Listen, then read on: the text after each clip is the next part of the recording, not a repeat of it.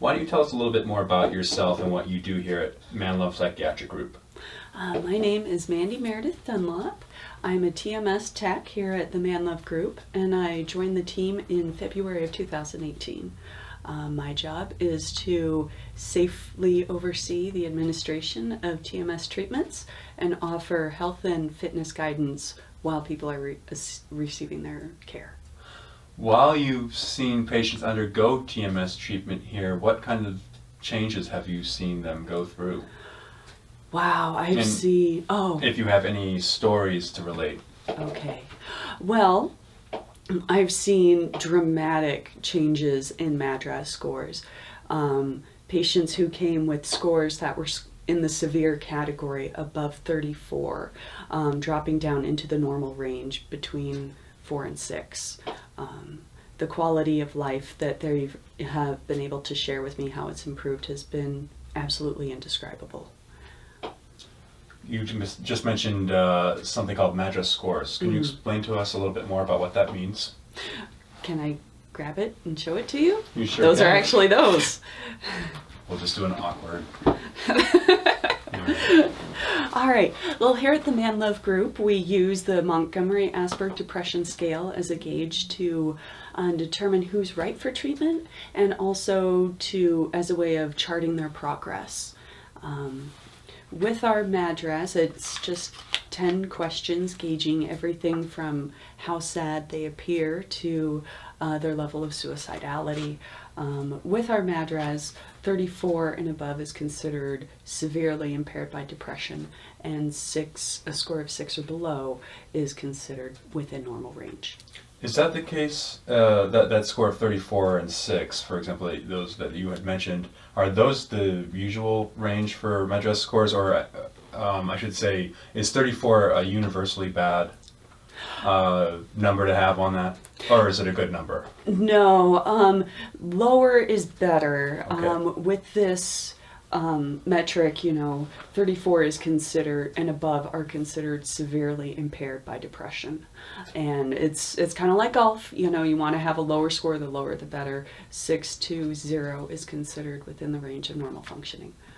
How often do you administer the questionnaire? At least weekly. Weekly, okay. Are there any other questionnaires that they take? Not from me, no. Okay. What about the practice? Do they administer other questionnaires to measure progress?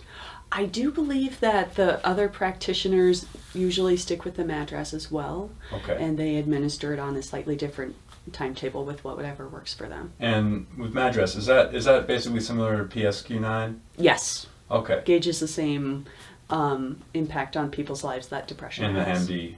Mm-hmm. Okay. Have you had any personal experience with TMS? Not until I had had a chance to move up here. I come from a background of working in a residential treatment center for almost 15 years in Utah, and I wish it was something that had been available to the students that I worked with there. How do you describe TMS to patients who are undergoing it for the first time?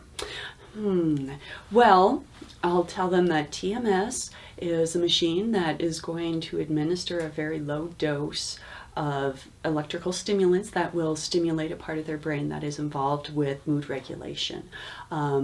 They will hear little clicks, and they may feel a little bit of tingling in their scalp, but it will not be painful, and it will not impair their ability to go on with their daily life after the treatment. Your role in coordinating their physical health program with exercise training,